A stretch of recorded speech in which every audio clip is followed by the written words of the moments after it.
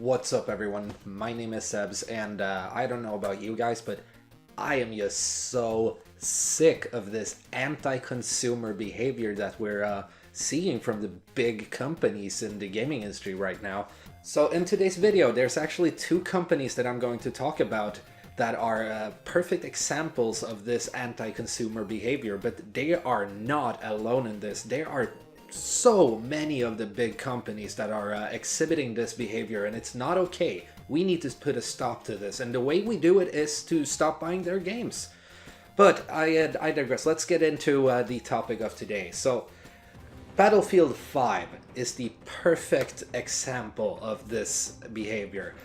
Before even releasing the game, there was controversy where the gamers and the fans of the series was actually trying to give some input after trying the beta and after seeing the trailer. They were actually trying to give input to DICE and to EA about how to fix the game, and it was creative criticism. It was not a shitfest as you usually see on Twitter and such. But what surprised me this time, it wasn't just Kotaku and the game's media jumping on this bandwagon of boo-hoo, there are bad gamers out there because of just a few bad eggs. This time around, a higher-up at frickin' EA jumped on the bandwagon. Patrik Söderlund, that was actually one of the higher-ups at EA. These are people who are uneducated. They don't seem to understand that this is a plausible scenario. And listen, this is a game, he added. And today, gaming is gender diverse like it hasn't been before. There are a lot of female players who want to play and male players who want to play as a badass woman. And we don't take any flack, we stand up for the cause. Because I think people who don't understand it, well, you have two choices. Either accept it or don't buy the game. I'm fine with either. As you can see, it just went phew right over his head. He just focused on the few bad eggs and just ignored all the creative criticism that the fans of the series was actually trying to give him on how to fix it and how to make everyone happy. I was actually looking through some of the Twitter posts right there, and there were a lot of good stuff, so I don't know why just letting it fly by their head and just focusing on the bad eggs would benefit them in any way, but yeah. And then we get to the release of the game, and this just sparked a whole nother controversy, basically being the most elaborate game release ever. I don't even know how people figured out when they were able to play the game. I mean, EA actually had to release a whole spreadsheet on when you could play the game. Just take a look at this. This is just insane, and I don't even understand it. I mean, if I bought the regular edition, when would I be able to play?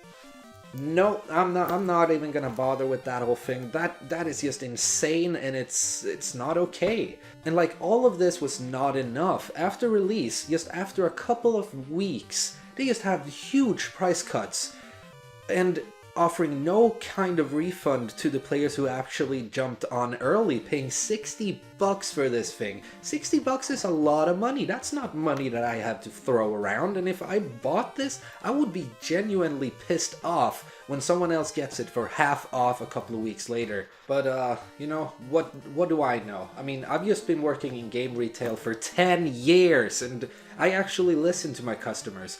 When someone returns after purchasing a game, I'm like, what's up? What did you think about the game? And in the case of Battlefield 5, the reception has not been good. And this whole thing I do because I actually care about my customers and their gaming experience, unlike what EA is showing right now. And after all of this BS, the game is a total mess.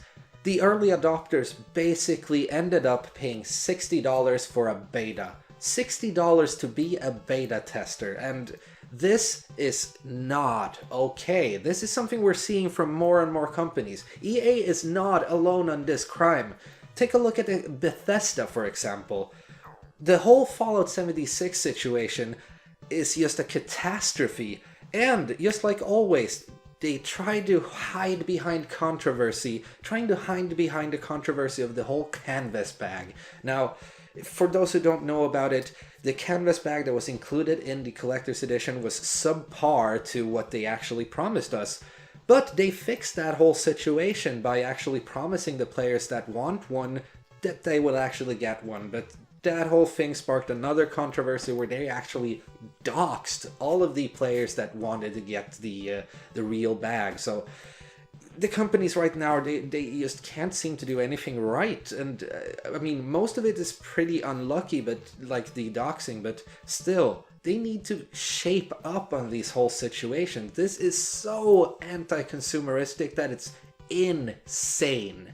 And what's sad is, like I mentioned earlier, the whole hiding behind the controversy. Instead of talking about the shape of the game actually turned out to be a real hot pile of garbage. According to me, the world is just super empty. The building system is a bastardization of the fantastic system we got in Fallout 4, and at the end of it all, it's overall just too easy of a game. It's not fun. So right now, as of recording this video, I'm actually playing more indie games on my Switch and my PC than anything else, with the small exceptions of Red Dead Redemption 2, Pokemon, and Smash, but that's just it.